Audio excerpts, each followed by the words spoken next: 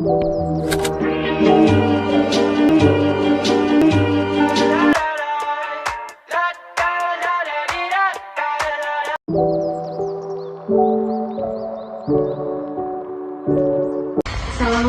warahmatullahi wabarakatuh. Selamat siang semuanya. Kami mahasiswa Universitas Eka Unggul. Di sini kami mendapat tugas wawancara mengenai pelayanan yang ada di Puskesmas Priuk Jaya, Kota Tangerang. Saya mendapat tugas wawancara mengenai pelayanan yang ada di Puskesmas Priuk Jaya, Kota Tangerang. Sebelumnya terima kasih Dok sudah menyempatkan waktunya untuk kami wawancara. Assalamualaikum warahmatullahi wabarakatuh. Saya Dr. Dewi, dokter di Puskesmas Priuk Jaya, Kota Tangerang. Nah, ini langsung jawab pertanyaan Anda ya. Di Puskesmas Priuk Jaya itu nggak di Puskesmas Priuk Jaya aja ya. Di semua puskesmas mungkin programnya sama semua. Jadi program utamanya itu pelayanan kesehatan otomatis ya.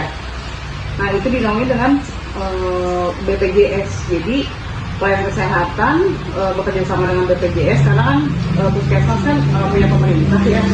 Jadi semuanya pakai BPJS. Terus pelayanan selain pelayanan umum, poli BP umum, ada juga poli MTBS itu untuk anak. Kemudian ada juga poli KIA. KIA itu untuk kesehatan ibu dan anak gitu. Kemudian juga ada poli lansia untuk yang berusia di atas 60 tahun. Itu masuknya poli lansia. Kemudian ada BP gigi juga. Kemudian juga ada TB paru, poli TB paru, dan sekarang di Puskesmas Priuk Jaya akan dibuka kemungkinan ya bulan Agustus, awal Agustus itu mulai aktifnya. Nanti launchingnya sekitar tanggal 26 Juli itu akan dibuka layanan PDP. PDP itu layanan untuk orang yang positif HIV. Jadi kalau orang yang positif HIV sekarang udah nggak ke rumah sakit lagi, jadi bisa ngambil obatnya di puskesmas gitu. PDP itu singkatan dari untuk pengobatan orang-orang yang HIV/AIDS. Kan harus minum obatnya seumur hidup ya, gitu. Jadi sekarang udah tersedia di puskesmas gitu. Terus ada pertanyaan lagi? Siapa saja yang terlibat dalam program itu? Nah, jadi kalau di puskesmas itu setiap poli itu ada penanggung jawabnya ya. Jadi ada penanggung jawab. Tadi juga ada ini ya. Ada pelayanannya juga tadi kurang. Ada UGD juga di Puskesmas Priuk Jaya. Terus ada PONET. Jadi kalau PONET itu untuk tahu kan untuk yang lahiran. Gitu. Kalau UGD ya untuk yang gawat darurat itu ada. Kalau itu UGD dan PONET 24 jam kalau di Puskesmas Priuk Jaya. Nah, jadi dari semua poli, semua program itu ada PJ-nya, penanggung jawab gitu. Ada masing-masing. Di poli umum ada penanggung jawabnya, di UGD ada penanggung jawabnya, di PONET ya ada penanggung jawabnya juga, terus di lansia ada, di KIA ada, terus di BPGI ada. Jadi di seluruh poli ada penanggung jawabnya. Itu kalau saya Dr. Dewi sebagai penanggung jawab di poli PDP untuk orang yang HIV/AIDS ya, atau orang yang mau periksa HIV/AIDS, sama di PONET. PONET itu untuk yang lahiran, saya penanggung jawabnya, dan pemegang program HIV/AIDS dan kesehatan jiwa. Jadi ada pegang 4 program penanggung jawab tersebut. Apa tujuan utama dari program tersebut? Kalau tujuan utama program jadi puskesmas sendiri ya. Kalau puskesmas itu singkatan dari apa? Ada yang tahu? Nggak tahu. Pusat Kesehatan Masyarakat. Jadi kalau puskesmas itu dia menaungi biasanya dia kan fase 1 ya. Kalau puskesmas sebelum rumah sakit tipe C kita harus minta rujukan dulu ke puskesmas. Puskesmas itu fase 1, jadi dia menaungi pabrik kesehatan yang ada di suatu kecamatan. Jadi di suatu kecamatan biasanya ada satu puskesmas. Contohnya di kecamatan di Priuk sendiri kecamatannya puskesmasnya ada 5 puskesmas, tapi ada puskesmas Priuk Jaya, Gebang Raya, Gembor, terus ada puskesmas Sangiang gitu. Nah, puskesmas itu sendiri untuk apa sih, orang-orang yang di daerah kecamatan tersebut. Jadi vaskesnya kalau misalnya dia alamatnya di termasuk apa kecamatan, misalnya kan ini saya kan di kecamatan Priuk, ya vaskesnya di situ. Jadi kalau ada orang yang dari beda kota, beda wilayah, harus pindah ke vaskesnya tersebut gitu. Tujuannya untuk apa? Jadi tujuan adanya puskesmas itu ya untuk kesehatan seluruh warga gitu, terutama ini untuk warga kecamatan tersebut. Tapi kan puskesmas sendiri kan punya pemerintah ya, jadi untuk kesehatan ya orang-orang yang sakit di seluruh di Indonesia, kan seluruh puskesmas di seluruh Indonesia kan ada gitu. Oke. Jadi primary care, jadi untuk yang pertama pasti orang ke puskesmas dulu ya gitu. Baru kalau misalnya di puskesmas sudah tidak bisa, dia harus dirujuk warga gitu, terutama ini untuk warga kecamatan tersebut. Tapi kan puskesmas sendiri kan punya pemerintah ya, jadi untuk kesehatan ya orang-orang yang sakit di seluruh di Indonesia, kan seluruh puskesmas di seluruh Indonesia kan ada gitu. Oke. Jadi primary care, jadi untuk yang pertama pasti orang ke puskesmas dulu ya gitu. Baru kalau misalnya di puskesmas sudah tidak bisa, dia harus dirujuk ke rumah sakit gitu. Bagaimana cara warga untuk bisa mendapat layanan dari program tersebut? Jadi biasanya warga itu kalau sakit sudah pasti ke puskesmas gitu. Pertama dia harus punya BPJS dulu. Tapi sebenarnya kalau di Kota Tangerang sendiri, kalau misalnya pasiennya tidak punya BPJS tapi dia punya KTP Kota Tangerang, dia pasti akan ditangani. Walaupun misalnya dia kondisinya parah harus dirujuk, tapi dia nggak punya BPJS nih, harus dioperasi misalnya. Nah, puskesmas bisa membantu untuk orang tersebut mendapatkan rujukan ke rumah sakit gitu. Itu namanya sistem rujuk namanya UHC. Jadi gitu. Tapi kalau di Kota Tangerang ya, kalau tidak punya BPJS bisa datang ke Rumah Sakit Sari Asih Ar-Rahman. Nah, dulu saya pernah kerja di situ juga hampir kurang lebih 2 tahun ya gitu. Jadi orang nggak punya BPJS tapi mau dioperasi, asal punya KTP Kota Tangerang bisa dilayani. Karena itu Rumah Sakit Sari Asih Ar-Rahman itu punyanya Pak Wali Kota Tangerang. Jadi buat sosial gitu. Jadi puskesmas sendiri ya perantara vaskes pertama yang bisa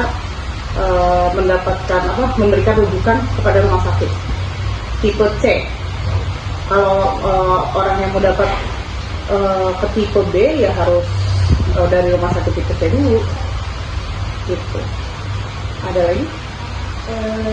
Kalau untuk jam operasional puskesmas mulai dari jam berapa sampai dengan jam berapa? Kalau di Kota Tangerang hampir semuanya, yang nggak tahu beda atau tidak. Kalau di Kota Tangerang itu seluruh puskesmas di Kota Tangerang, tidak cuma Priuk Jaya saja, dia mulai dari jam 7.30 ya. Tapi absensi kita ya sebelum jam 6.30 ya, sampai jam 14.30, jam 2:30 ya gitu.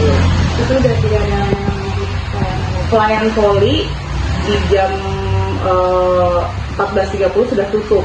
Jadi kalau pelayanan polinya mulai dari jam 8 sampai jam 12 udah tutup.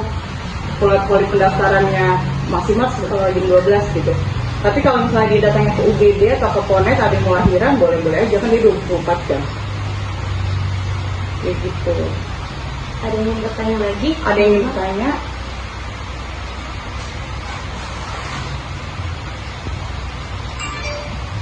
Boleh, ada yang mau bertanya? Tadi kan dari tadi yang disebutin kan ada MPS yang kita ikutin pakai terus sebenarnya ya saya nanya dok, kalau misalnya TB baru itu ada hari khusus buat pemeriksaannya gak ya? Kayak misalkan kita tadi itu tinggi paru ya. Kalau di setiap puskesmas beda-beda ya, punya hari pelayanan polinya, jadi beda-beda sendiri. Kalau di Peris Jaya, poli tinggi paru itu di hari Rabu. Di hari Rabu jamnya sama, kalau daftar ya boleh mulai jam 7.30 sampai jam 11.30, pelayanan selesai jam 12. Kayak gitu. Tapi misalnya ya, contohnya kan itu untuk yang orang udah positif paru, udah pasti dia ngambil obatnya di hari Rabu. Tetapi misalnya di poli BP umum, kita menemukan orang, saya juga, lupa tadi ada poli ILI. Poli ILI itu poli untuk pasien yang infeksius, yang batuk-batuk, pilek, demam, itu masuknya poli ILI. Nah, kalau misalnya ada pasien yang mengarah ke dia TB paru, misalnya dia batuknya udah lebih dari 2 minggu, terus ada gejala TB paru, misalnya dia tidak nafsu makan, berat badannya turun, batuknya lebih dari 2 minggu terus hijau, terus sama malamnya suka keringat dingin, biasanya kita sarankan pasien tersebut untuk ke lab untuk cek dahak.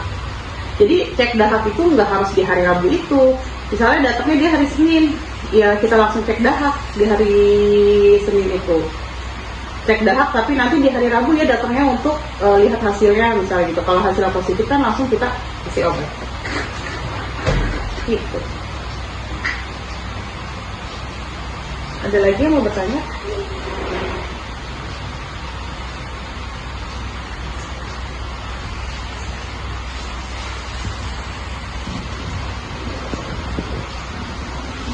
Kemudiannya saya lebih nanti kira-kira ada nggak dong kendala yang jadi dari program metode tersebut? Kalau sebenarnya nggak ada kendala sih kalau untuk program poli, kendalanya mungkin hampir tidak ada ya kendalanya, karena saya juga ya lumayan. Jadi setiap hari itu kita udah ada jadwal nih. Udah di-share jadwal di grup kayak gitu-gitu. Nah, kemungkinan kalau misalnya yang terjun langsung ke masyarakat kali ya. Jadi kayak misalnya contohnya, saya kan pemegang program KESWA ya, kesehatan jiwa. Kesehatan jiwa itu dia harus screening SRQ namanya, harus screening SRQ. Jadi satu bulan itu harus kita men-screening pasien 9.000 orang. 9.000 orang. Nah, caranya gimana sih? Caranya untuk dapat 9.000 orang bukan 900 orang dalam 1 bulan. Jadi caranya gimana untuk memenuhi 900 orang nih, kita screening per bulannya. Pertama, kita screening di setiap orang yang datang ke puskesmas untuk berobat. Otomatis masih kurang. Nanti kita datang ke posyandu. Bahkan kalau misalnya kendalanya itu cuma satu, kadang orang yang udah di screening tidak mau di screening lagi, otomatis namanya akan sama dong, karena kan habis di screening di input. Jadi kendala dari program KESWA itu kendalanya hanya di bagian screening aja, karena screening bagian penginputannya yang rudet. Karena di puskesmas kita belum ada tim buat menginput, jadi yang menginput masih perawat sama dokter ya. Terus dokternya karena megang program banyak jadi sibuk, mungkin itu kendalanya kalau untuk program yang saya pegang gitu. Kalau terus saya kan megang 2 program nih, megang 2 program sama 2 penanggung jawab, satu lagi HIV/AIDS. Kalau HIV/AIDS itu program di mana dalam 1 tahun itu kita harus men-screening triple eliminasi. Ada yang tahu nggak triple eliminasi? Pemeriksaan HIV, HBsAg sama rapid syphilis. Nah, jadi pemerintah itu mewajibkan ada pemeriksaan triple eliminasi untuk orang yang mau nikah sama mau hamil atau lagi hamil gitu, atau orang yang kemungkinan tahu kan, tahu SLS laki seks laki nggak, homo gitu, atau kayak gitulah Nah, itu juga orang-orang yang harus dicurigakan untuk di screening triple eliminasi. Nah, paling kalau saya dari program HIV itu capaiannya agak kurang tercapai karena banyak orang yang tidak mau di triple eliminasi. Jadi banyak orang yang kemungkinan dia mengarah ke penyakit tersebut tapi tidak terbuka untuk mau diperiksa gitu loh. Kayak gitu. Jadi mungkin setiap program beda-beda ya kendalanya. Kalau ini kan tentang program, tapi kalau tentang pelayanan beda lagi tadi. Gitu. Jadi program di Puskesmas itu sebenarnya banyak banget. Ada program PTM, ada Keswa, ada Indra, ada HIV, kemudian ada TB. Jadi macam-macam. Dan kita harus buat laporan per bulan ke Dinkes gitu. Kayak gitu, ada yang mau bertanya lagi? Ada bertanya gimana sih masyarakat itu masih sekolah program tersebut? Masyarakat gimana? Gimana sih cara mengakses program tersebut? Oh, mengakses. Sebenarnya masyarakat gampang aja sih, tinggal datang ke puskesmas kalau misalnya sakit. Datang ke puskesmas, terus ambil nomor antrian, terus masuk ke poli pendaftaran, terus memilih poli. Misalnya dia sakitnya sakit batuk pilek, dia berarti ke poli ILI. Kalau dia sakitnya mual muntah atau biasa aja, dia ke poli BP umum. Sakit gigi ke poli, ya gampang, seperti itu aja. Dan membawa BPJS pasti, BPJS dan KTP gitu. Kalau di puskesmas di Kota Tangerang, untuk yang punya BPJS ya biasanya tidak dikenakan biaya. Kan ada di kabupaten atau di mana ya, saya nggak tahu, masih dikenakan biaya untuk pendaftaran. Kalau nggak salah kayaknya. Gitu. Itu. Ada yang mau bertanya lagi? Ya, cukup semuanya.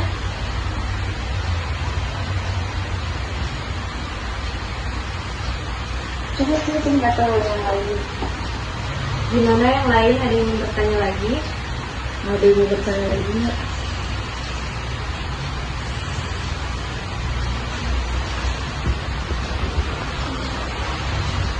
Kok sih? Iya. Ada yang mau bertanya?